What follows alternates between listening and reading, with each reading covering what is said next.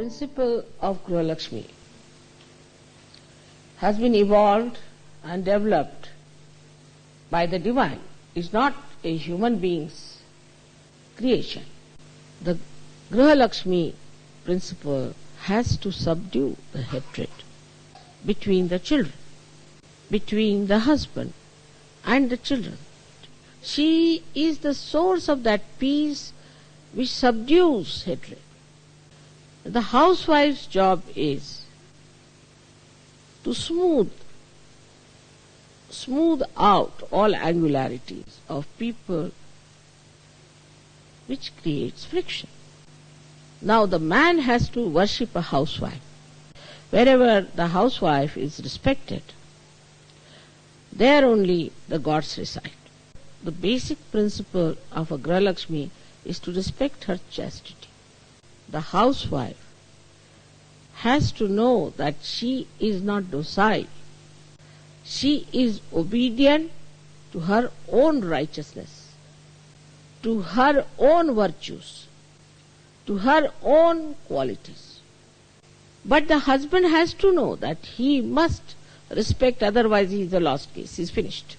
In no way he should insult her or be unkind to her and raise his voice or say things to her. But the wife has to be the one who is to be respected. She has not to be dominating. She has to remove the dominating forces of others. She is the source of peace. She is the source of joy. And she is the peacemaker. Grihalakshmi Tattva is mutual. It doesn't depend only on the wife or the husband, but both of them. So once if you are making your wife suffer, your left Nabhi can never improve. Or if you are a bad wife, your left Nabhi cannot improve. Now in the West, the problem with the women is this, that they don't realize what is their power.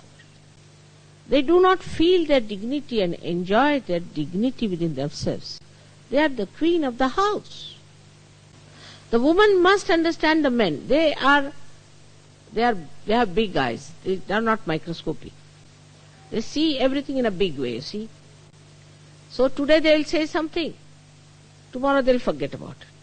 But there is no subordination of any kind. You are subordinated to your own dignity, to your own chastity, to your sense of honor, and above all to your righteousness, because you are in charge of that. The man who is in charge has to look after that side. How many quarrels you create? How can you be quarrelsome when you are supposed to become the peacemaker? You are the one who has to smooth down everything. You have the one who has to bring such expression of love, such sweet things, that the family itself feels rested in you, secured in you, because you are the mother. The family must feel secured within you. And this love is your power. This is your power, that you can give love. And giving love, you will find you will always enrich yourself. A woman can make a man a charitable personality, because she herself is charitable. She has so many beautiful, she is an artist. And she can create beauty around her, in her household, in her family, in her society, everywhere. The woman's quality are like the potential of the Mother Earth, or potential of any energy, like electricity has its potential somewhere else. So one has to understand we are potential, and to preserve our potential, we must have the sense of dignity, honor, and righteousness within ourselves. Women have to be settled down women. They have to be grahasthis, that is, the one who settles in the household. She had to be satisfied with her household.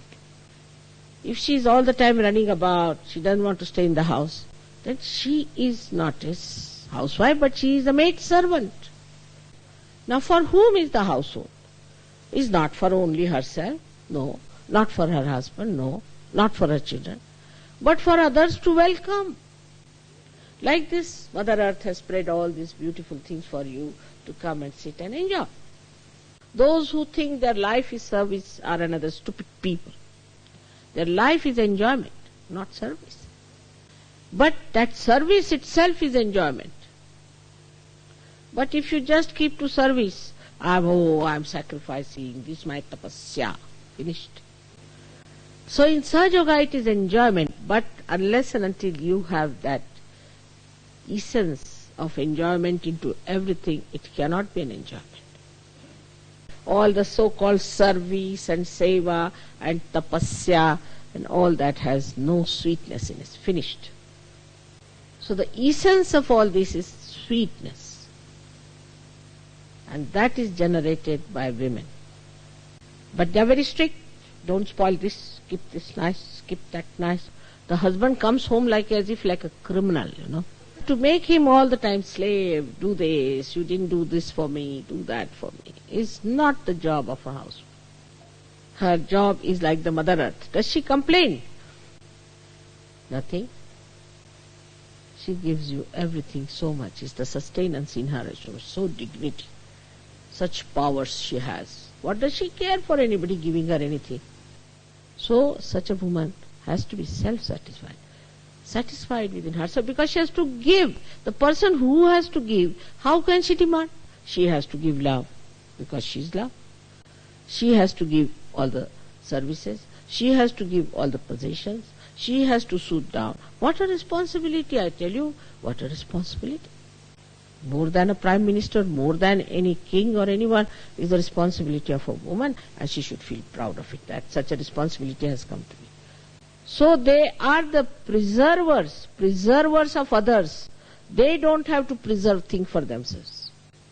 We have many stupid women with us, I tell you, many stupid women. They don't know how to cook, most of them. They have to cook, and with heart. They should be able to cook and give with love to others. And the husband shouldn't find faults with them. In the beginning, they might make mistakes, then encourage. Encourage their qualities, encourage their goodness, encourage their niceness. I'll tell you about the ragas we have. Ra is energy. Ga is, in Sanskrit language, ga gayati, means which penetrates, which moves into everything. So the raga is the energy which goes into the ether and touches your spirit. And these ragas are, I would say, are something like a housewife. Supposing if you stand with a military band, you'll be fed up, left, right. But a beautiful melody, that's a melodious thing, melody. And this melody itself is suggestive of a beauty. The way the housewife decorates the house, she smooths down everyone, makes them feel happy. Then she looking after everyone. Everybody knows she's standing there. And this is what is a raga is. It caters to all your angularities. Supposing a person is very upset and worried, he comes from office, sits down, puts on a raga. Soothes you down. It makes you settle down. And that settling down is what is the work of a woman who is a housewife. And the man has to act, is to settle down.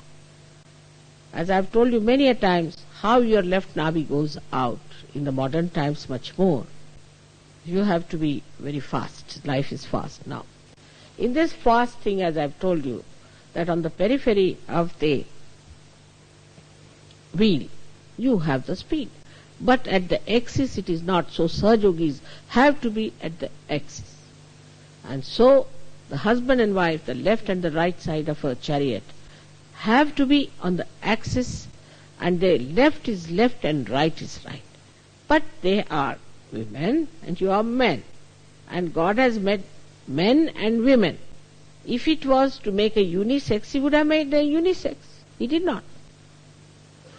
So one must accept the sex in which you are born with grace and beauty and dignity. For this, what you need is pure intelligence. If the husband is a dullard, he'll bring down his wife. If the wife is a dullard, she'll bring down the husband. If a woman is very smart, talks well, and she knows how to talk and impress people, doesn't mean that she is very intelligent. I call that person the most intelligent who sees the benevolence, the ascent, and the ultimate goal. That person is the most sensitive, is the most intelligent. All other intelligence is avidya, is useless. May God bless you.